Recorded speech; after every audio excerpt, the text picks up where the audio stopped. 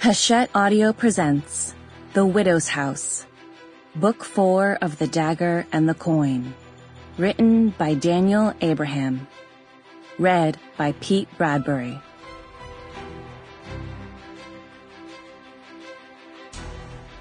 For Cat and Scarlet.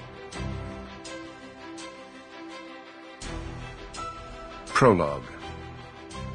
Innis, the last dragon. The dragon rose. With every stroke of his great wings, his sinews creaked. Before, only hours before it seemed, he had flown this same coast, this same air with ease. Now, rising above the ice-cracking waves taxed him. The strength he assumed was gone, and the weakness was also testimony that all his worst fears were true. He set his jaw and pressed himself up, rising to clouds that frosted his scales as he touched them.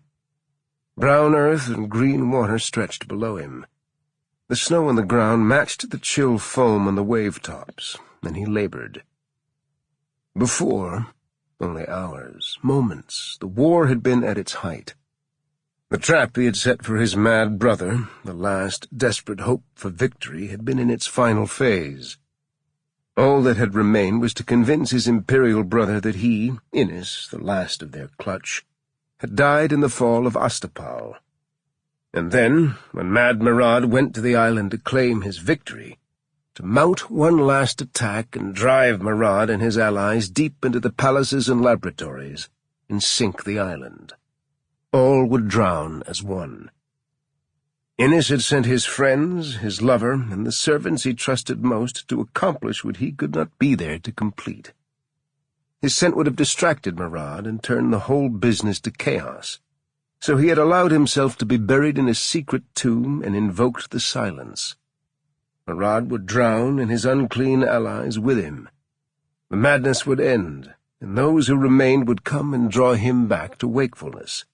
Together they would remake the world torn to ribbons by the war. Or else Murad would survive the trap, and Innis would die there, hidden in his hole, and the world would end in a delirium made of fire and false certainties. Those had been his hopes and his fears only hours ago, it seemed. Days at the most, not centuries, not millennia.